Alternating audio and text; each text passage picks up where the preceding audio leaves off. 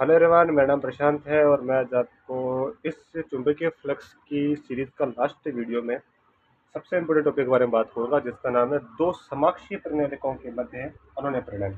ये टॉपिक आपके इस सेगमेंट का सब लास्ट वीडियो होने वाला है।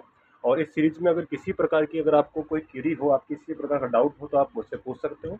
मैं उसका वीडियो आपको बता दूंगा। या तो आप मुझे कमेंट सेक्शन में पूछ लीजिए, या फिर मेरी जो इंस्टाग्राम आईडी है एसीपी इंस्टीट्यूट ऑफ फिजिक्स, वहाँ पर आप मुझे फॉलो करके वहाँ मैसेज कीजिए, तो मैं आपको वहाँ बता दूंगा। ठीक है, तो आते हैं वापस अपने टॉपिक पर, जिसका नाम है दो समाक्षीय परिणालकों के मध्य। समाक्षीय किस प्रकार से होता है बच्चों? तो मान लेते हैं पहले एक छोटी एक कुंडली है इस प्रकार से, ये एक परिणालिका है मान लीजिए। इसकी तरफ क्या है, तार लपेटे हुए इस प्रकार से। और सी एस का मान लो ये N1 है इसमें, और इसी पर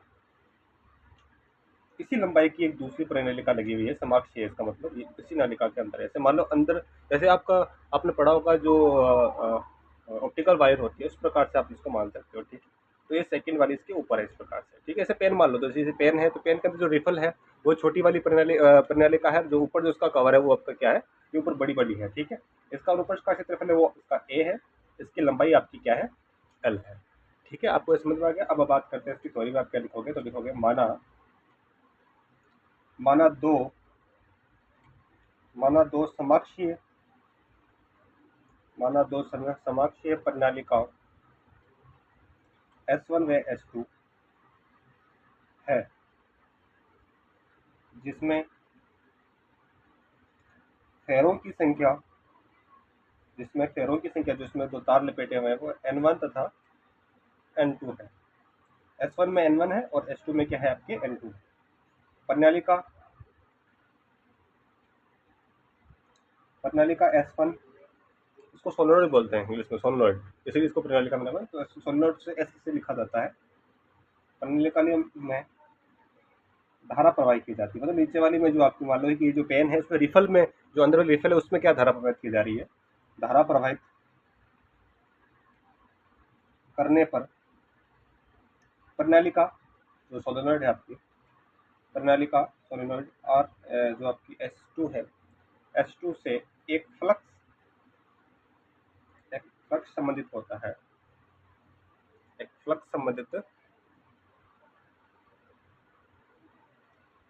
होता है। परिनालिका परिनालिका की लंबाई L है, तो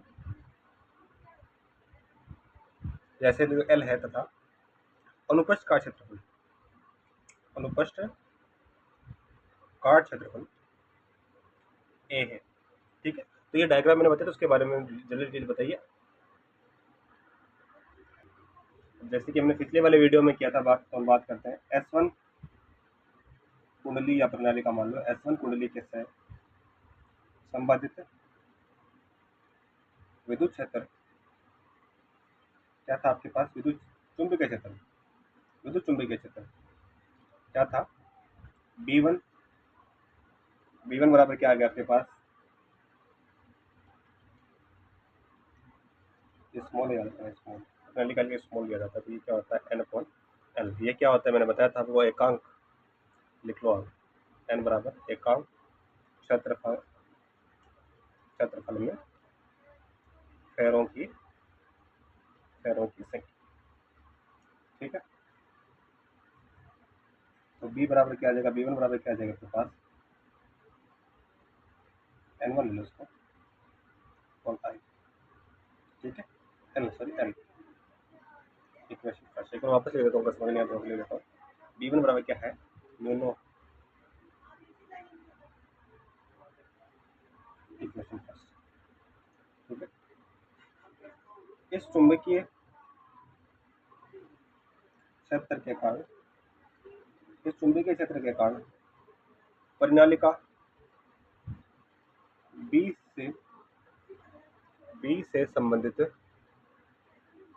चुंबकीय फ्लक्स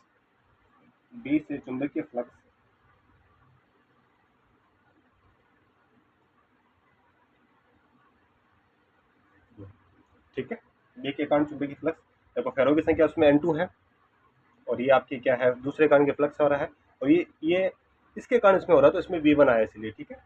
तो वैल्यू रख दोगे आप V1 में, तो लिखोगे समीकरण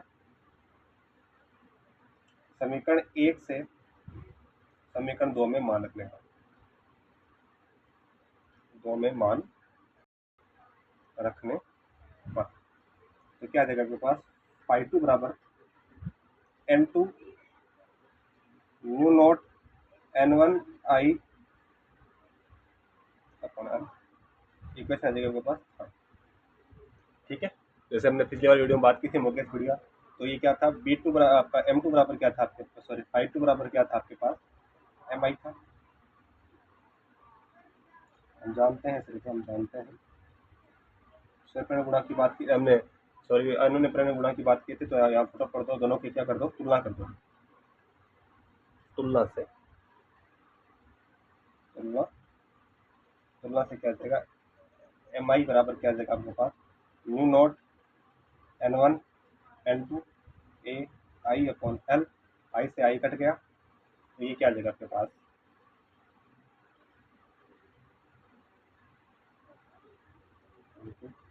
a अपॉन l। तो ये होता है समाक्षीय जो आपकी प्रणालिका होती है उसमें स्वीकरण गुणांक, ठीक है बच्चों। तो ये था इस सीरीज का लास्ट वीडियो। आपको किसी प्रकार की कोई डाउट हो तो आप मुझसे CP इंस्टीट्यूट ऑफ फिजिक्स है जो मेरी इंस्टाग्राम आईडी है, वहाँ पर आप मुझे फॉलो कर सकते हो और वहाँ पर आप मुझे पूछ सकते हो। तब तक के लिए इतना ही, जय हिंद।